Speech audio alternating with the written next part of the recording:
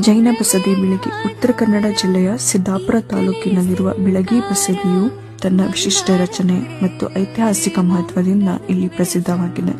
ಈ ಬಸದಿಯನ್ನು ರತ್ನತ್ರಯ ತ್ರಿವಳಿ ಬಸದಿ ಎಂದು ಕರೆಯಲಾಗುತ್ತಿದೆ. ಈ ಇಡೀ ಬಸದಿಯನ್ನು ಕಲ್ಲಿನಿಂದಲೇ ಮಾಡಲಾಗಿದೆ. ಮೊದಲು ಇಲ್ಲಿ ಸುರಂಗ ಮಾರ್ಗವಿತ್ತು. ಅದು ಇಲ್ಲಿಂದ ಚಂದ್ರಗುತ್ತಿ, ಗೋಲ್ಬಾವಿ ಮತ್ತು ಭುವನಗಿರಿಗೆ ಸಂಪರ್ಕವನ್ನು ಕಲ್ಪಿಸುತ್ತಾ ಇತ್ತು. ಕಾಲಾಂತರದಲ್ಲಿ ಇದನ್ನು ಮುಚ್ಚಲ್ಪಟ್ಟಿದೆ. ಬಸದಿಯ ಸುತ್ತ ಅತ್ಯದ್ಭುತ ಶಿಲ್ಪಕಲೆಗಳನ್ನು ಇಲ್ಲಿ ನೋಡಬಹುದು. ಈ ಬಸದಿಯು ಸುಮಾರು 800 ವರ್ಷಗಳಷ್ಟು ಹಳೆಯದಾಗಿದೆ. ಬಿಳಗಿಯ ಅರಸರ ಕಾಲದಲ್ಲಿ, ವಿಶೇಷವಾಗಿ ಒಡೆಯರ ಆಳ್ವಿಕೆಯಲ್ಲಿ ಇದನ್ನು ನಿರ್ಮಿಸಲಾಗಿದೆ. ಈ ಬಸದಿಯು ತ್ರಿಕೂಟ ಬಸದಿಯಾಗಿದ್ದು 3 ಒಂದೇ ರೀತಿಯ ಗೋಪುರಗಳನ್ನು ಇದು ಹೊಂದಿದೆ. ರಂಗಪ್ಪ ರಾಜ ಒಡೆಯರು ಮತ್ತು ಅವರ ಮಗ ಘಂಟೇಂದ್ರ II ಅವರು ಈ ಬಸದಿಯನ್ನು ರಚಿಸಿದ್ದಾರೆ. ಈ ಬಸದಿಯು ಸಿದ್ದಾಪುರದಿಂದ 13 ಕಿಲೋಮೀಟರ್ ದೂರದಲ್ಲಿದೆ.